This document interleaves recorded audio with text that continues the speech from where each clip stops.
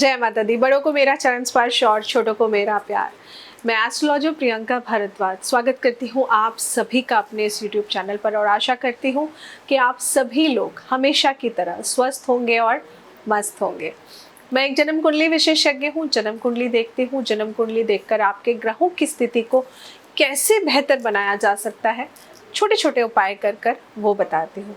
अगर आप अपने जीवन में किसी भी प्रकार की समस्या से गुजर रहे हैं, चाहे वो जॉब रिलेटेड हो, बिजनेस रिलेटेड हो, आपके करियर में आपको प्रमोशन नहीं मिल रहे हैं, आपकी पर्सनल लाइफ में इश्यूज आ रहे हैं, या बच्चों से रिलेटेड कोई भी समस्या आपको झेलनी पड़ रही है, तो उसके लिए आप अपनी जन्म कुंडली दिखाकर छोटे छोटे उपायों से अपनी लाइफ को बेहतर बना सकते हैं।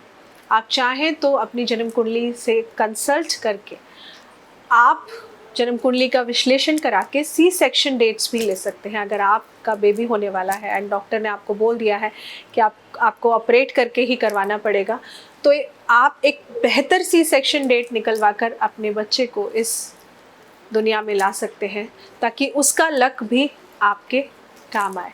अगर आपको अपॉइंटमेंट मुझसे बुक करनी है तो आप नीचे स्क्रीन पर दिए हुए नंबर पर कनेक्ट कर सकते हैं, कॉल कर सकते हैं या व्हाट्सएप भी कर सकते हैं। बिकॉज हमारा ये एक ही कॉलिंग नंबर है, just to avoid any negative impact. क्योंकि पहले भी ऐसा हुआ है कि कुछ लोगों ने मेरा नाम लेकर कॉल्स करना स्टार्ट किए कि हम एस्ट्रो एडवाइस से बोल रहे हैं और प्रियंका जी के यहाँ से बोल रहे हैं, ऑफ़र में आपको अपॉइंटमेंट दी जा रही है। तो मैं आप सबको बता दूं कि 21 साल हो गए हैं मेरी इस एस्ट्रो एडवाइस को, और हमारा यही एक नंबर है और कोई नंबर नहीं है, और यही एक नंबर भी रहेगा। मेरे कोई 5-6 नंबर नहीं है। जिस नंबर से आपको मैं कॉल करती हूँ, जब आप अपॉइंटमेंट बुक करते हैं उसके बाद आपको वो नंबर शेयर कर दिया जाता है। लेकिन अपॉइंटमेंट बुक करने के लिए सिर्फ एक यही नंबर है और कोई नंबर नहीं है। So just to avoid fraud, आप अपने माइंड में रखिए, अगर आप कॉल कर रहे हैं, आपके कॉल को आपको रिवर्ट नहीं मिल रहा है, तो आप व्हाट्सएप मैसेज ड्रॉप कर दीजिए, आपको ऑटोमेटिक आपको तुरंत विदिन 1 मिनट आपको रिस्पॉन्ड मिल जाएगा। आइए वीडियो की शुरुआत करते हैं और जानते हैं कि जेठ महीने की कृष्ण पक्ष को हम बहुत ही ख़ास दिन मानते हैं। पता है क्यों मानते हैं? क्योंकि जेठ महीने के कृष्ण पक्ष की अमावस्या तिथि को हम वट सावित्री व्रत रखते हैं। हम आज के दिन वट सावित्री का पूजन करते हैं, क्योंकि वट सावित्री का पूजन सुहागिन स्त्रियां करती हैं। वट सावित्री का व्रत सुहागिन महिलाएं रखती हैं। वट सावित्री के व्रत को लेकर बहुत सारी धार्मिक मैं कहूँगी कथा है, मान्यता भी है, अलग अलग जगहों पे अलग अलग अनुसार। आज के दिन महिलाएं अपने पति की लंबी उम्र के लिए व्रत रखती हैं, और ऐसा माना जाता है कि पौराणिक समय में सावित्री ने भी यमराज से अपने पति सत्यवान के प्राण वापस लाने के लिए ये व्रत रखा था, पूजा की थी। आज के दिन जो भी महिलाएं पूजन करती हैं, व्रत रखती हैं, उनको अखंड सौभाग्य की प्राप्ति होती है। वट सावित्री व्रत इस बार हम 19 मई शुक्रवार को रखेंगे, और क्योंकि इस दिन जेठ के महीने की कृष्ण पक्ष की अमावस तिथि है, और भी आज के दिन बहुत सारे संयोग बन रहे हैं। आज के दिन दर्श अमावस्या और शनि जयंती का भी योग बन रहा है, और इस बार वट सावित्री व्रत पर ग्रहों की स्थिति भी बेहद ही खास रहने वाली है, क्योंकि आज के दिन शनिदेव अपनी स्वराशि यानी कि कुंभ राशि में विराजमान रहेंगे, जिससे शश योग बन रहा है। ऐसे में शनिदेव की पूजा से भी आपको बहुत शुभ फलों की प्राप्ति हो सकती है। आज ही के दिन चंद्रमा और गुरु के साथ मेष राशि में होंगे। तो चंद्र गुरु का ये जो कॉम्बिनेशन है, हमारी ज्योतिष में कहा जाता है ना, गज केसरी योग बनाता है। तो आज के दिन गज केसरी योग भी बन रहा है, तो बहुत अच्छे योग हैं आज के दिन। आज के दिन जो मैं आपको छोटे छोटे उपाय बताऊंगी, अगर आपकी तरफ, आपकी साइड, आपकी फैमिली में इस व्रत को रखने का नियम नहीं है तो आप मत रखिएगा, लेकिन जहाँ पे ये व्रत रखा जाता है वो जानते हैं आज के व्रत की मान्यता क्या है।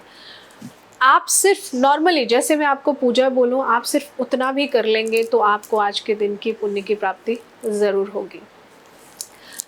वट वृक्ष बहुत ही मायने रखता है, ये भी एक पूजनीय वृक्ष में से ही एक है।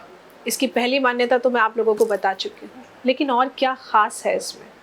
क्या आप जानते हैं कि वट वृक्ष की जो जड़ है उसमें ब्रह्मा जी का वास होता है।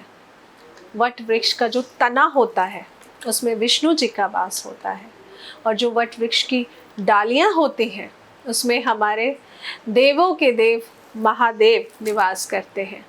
इसीलिए वट वृक्ष को बहुत ही खास माना जाता है। इसके अलावा वट वृक्ष की जो शाखाएं होती हैं, शाखाएं यानी कि जो वट वृक्ष आपने देखा होगा नीचे की तरफ जो लटकी हुई होती है ना शाखाएं, उसमें हम कहते हैं कि माँ सावित्री का वास होता है। तो यही बहुत खास वजह है कि इसी वजह से बरगद का पेड़ यानी कि वट के पेड़ की पूजा करने से आप त्रिदेवों का आशीर्वाद प्राप्त करते हैं।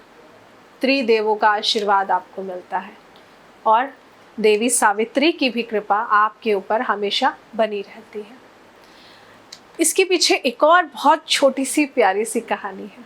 क्या आप जानते हैं कि जब प्रलय हुई, प्रलय का अंत हुआ था, प्रलय आई थी और प्रलय का अंत हुआ था, तो प्रभु श्री कृष्ण भी इसी वृक्ष के पत्ते पर प्रकट हुए थे।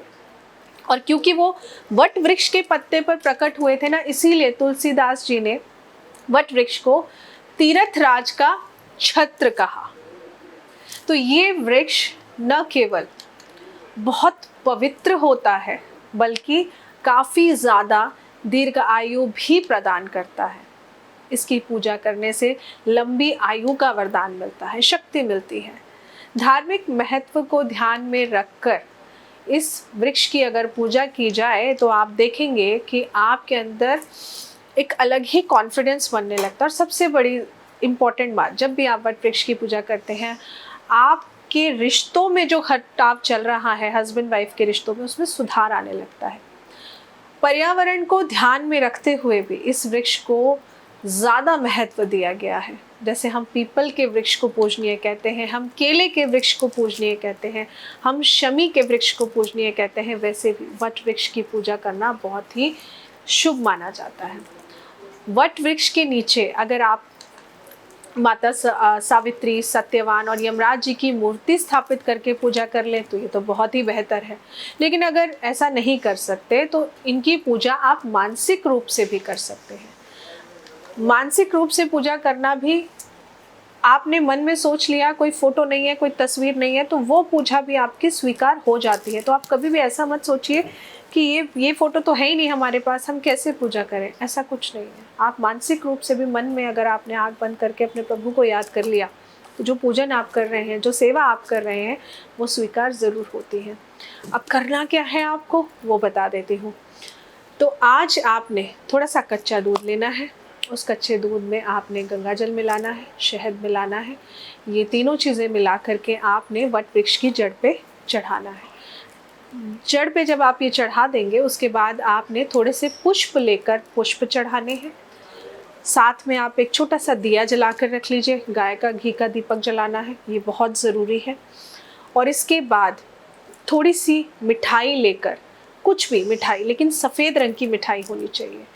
सफ़ेद रंग की मिठाई लेकर उस मिठाई को अपने माथे से टच करके माँ सावित्री का ध्यान कर कर आपने इसको माँ सावित्री को बोलते हुए कि मेरे और मेरे हस्बैंड के बीच में रिश्ते बेहतर हो, ऐसा आशीर्वाद दीजिए, बोलकर अपने माथे से टच करके वहीं पर इसको रख देना है। इसके बाद आपने हल्दी लेनी है और कुमकुम लेनी है, जो रेड कलर का कुमकुम होता है। दोनों को मिक्स कर लेना है गंगा जल से। मिक्स करने के बाद इसी लिक्विड को आपने, ये टीका लगाने का प्रोसेस ना पूरी पूजा के बाद करना है, ध्यान रखिएगा। जैसे बता रही हूँ वैसे ही करिएगा। फिर आपने ये टीका लेकर के आपने 3 बिंदी लगानी है। 3 बिंदी मतलब सबसे पहले नीचे, फिर उससे ऊपर, फिर उससे ऊपर। ऊपर से नीचे नहीं आना है, नीचे से ऊपर जाना है। आप चाहते हैं ना कि आपका प्यार बढ़ता रहे, घटे नहीं, तो ऊपर से नीचे की तरफ बिंदी नहीं लगानी है, नीचे से ऊपर की तरफ 3 बिंदी लगानी है। 3 बिंदी लगाकर आपने 5 परिक्रमा करनी है। 3 बिंदी लगाने के बाद में 5 परिक्रमा करनी है। और 5 परिक्रमा जब आप करेंगे तो आपने मन ही मन माँ सावित्री का ध्यान करना है। और 5 परिक्रमा करते टाइम आपने जो लाल रंग का कलावा होता है ना, मोले हम बोलते हैं, जो हम हाथ में बांधते हैं, वो मोले भी आपने साथ में लेके परिक्रमा करते हुए 5 राउंड लगाने हैं। 5 परिक्रमा पूरी करने के बाद आपने 5 गांठ वहीं पे लगा देनी है। इसके बाद आज के दिन जो लोग व्रत रखते हैं उन्हें पता है ना कि आज के दिन भीगे हुए चने, वो जो ब्लैक वाले चने होते हैं, जब हम नवरात्रि के व्रत रखते हैं तो हम हलवा चने का प्रसाद बांटते हैं ना, तो वो वाले चने भिगो करके उसको अर्पण करना बहुत अच्छा माना जाता है। तो ये एक खास उपाय मैं आपको बता रही हूँ, जो पहले से ही करते हैं आप लोग तो जानते ही, लेकिन जो लोग नए जुड़े हैं उनको बताती हूँ। आपने 108 चने, ज़्यादा हो जाए ठीक है, कम नहीं होने चाहिए, गिनकर 108 चने आपने भिगो देने हैं। रात भर भीगे रहने दीजिए और सुबह के समय ये चने लेकर के आपने अपने माथे से टच करके अपनी गोदी में ही इस चने को रखकर वहाँ बैठकर आपने सावित्री सत्यवान की कथा सुननी है। सुन लीजिए या खुद अगर अकेले हैं तो पढ़ लीजिए। और फिर भीगे हुए चने, उन्हीं भीगे हुए चने में से आपने थोड़े से चने वहीं पे छोड़ देने हैं, 8 दाने चने के वहीं छोड़ दीजिए। बाकी के जो 100 दाने बचेंगे वो चने लेकर और उसमें अपनी श्रद्धा अनुसार 11 रुपये, 21 रुपये, 51 रुपये मिलाकर अपने माथे से इस तरह टच करके, और जो मिठाई आपने भोग की चढ़ाई है उसमें से थोड़ा सा प्रसाद लेके चने के ऊपर रखकर किसी भी ब्राह्मण को दान कर दीजिए। अगर आपकी सासू माँ है जो मैरिड है, इस बात का ध्यान रखिएगा। अगर आपकी सासू माँ सुहागिन है तो उनको दे दीजिए, पैर छूकर आशीर्वाद ले लीजिए। नहीं तो आप किसी भी मंदिर में जाके जो ब्राह्मण हो आप उनको दे दीजिए, और वो देने के बाद में पैर छूकर आशीर्वाद ले लीजिए। कैश आप अपनी श्रद्धा अनुसार दीजिए, ऐसा कुछ नहीं है 101 देने हैं, 1000 देने हैं, ऐसा कुछ नहीं है। जितनी आपकी पॉकेट अफोर्ड करती है पर दे दीजिए, क्योंकि आप किसी भी पर्टिकुलर डे पे अगर नियम के अनुसार पूजा करते हैं, पाठ करते हैं, चाहे आप 1 रुपये का दान करें वो भी आपको लगता है। तो बस इतना छोटा सा उपाय करना है। तो सुबह के समय की पूजा तो ये रहेगी, और शाम को फिर दोबारा से आपने घी का दीपक फिर से जला कर रखना है। परिक्रमा नहीं करनी, कुछ नहीं करना, सिर्फ दीपक जला के रखना है और माँ सावित्री का ध्यान कर कर उनसे विनती करनी है कि हमारे रिश्ते में अगर कोई भी दरार आ रही है, खटास पैदा हो रही है, तो कृपया करके आप उन बुरी शक्तियों को हमसे दूर करिए जिस वजह से हमारे रिश्ते खराब हो रहे हैं। ये एक दिन की पूजा आप करके देखना, कितनी भी प्रॉब्लम पुरानी क्यों ना चली आ रही हो, आप देखेंगे कि 24 घंटे के अंदर इस पूजा के बाद आपको अपने आप दिखेगा कि आपके रिश्ते कितने बेहतर हो गए हैं। तो ये छोटा सा उपाय मैं आज आप सभी के लिए लेकर आई थी। अब जो लोग कंफ्यूज होंगे और नीचे सवाल करेंगे चनों को लेकर, तो पहले ही बता दूं, फ्राइडे को सुबह आपने चने पेड़ पे अर्पण करने हैं, दान भी करने हैं। तो ये जो चने आप भिगोएंगे ये आप थर्सडे की रात को भिगोएंगे, वेडनेसडे की रात को नहीं भिगोएंगे, थर्सडे की रात को ये चने भिगोएंगे। तो आई एम श्योर आपको ये छोटी सी जानकारी अच्छी लगी होगी। और एक छोटी सी बात और कहूँगी, छोटी सी बात क्या कहूँ, मैं हाथ जोड़कर आप सभी से निवेदन करूँगी कि आज के दिन जो लोग बढ़ के पेड़ की पूजा करते हैं, मैंने देखा है वो आज के दिन टहनियाँ तोड़ लेते हैं, गमले में लगा लेते हैं और पूजा करके फिर पता ही नहीं होता है उस गमले का क्या हो रहा है, वो टहनी सूख रही है। ऐसा मत करिए, बिल्कुल भी मत करिए। आपके घर के आसपास अगर कहीं पौधा है तो वहाँ जाकर आप पूजा करिए, नहीं है तो आप मंगवा लीजिए, लेकिन मंगवाने के बाद आप उसको घर पे नहीं रख सकते हैं, ये भी ध्यान रखिए, क्योंकि हर वृक्ष घर पे नहीं लगाया जाता है। तो वट का वृक्ष भी आप घर पे नहीं लगा सकते हैं। तो अगर आप इस तरह पूजा कर रहे हैं मंगवा कर, तो फिर उसको आप किसी गार्डन में लगवा दीजिए, किसी पार्क में लगवा दीजिए, सो दैट आपके द्वारा लगवाया हुआ ये पौधा किसी और के भी काम आए और आपको भी उसकी पुण्य की प्राप्ति हो। तो इस बात का ध्यान रखिएगा। आशा करती हूँ आपको जानकारी अच्छी लगी होगी। जानकारी अच्छी लगी या नहीं प्लीज़ नीचे कमेंट करके बताइएगा ज़रूर, और वीडियो को जितना हो सके ज़्यादा से ज़्यादा शेयर करिए, क्योंकि आपका एक शेयर किसी और के बहुत ज़्यादा काम आ सकता है। जय माता दी।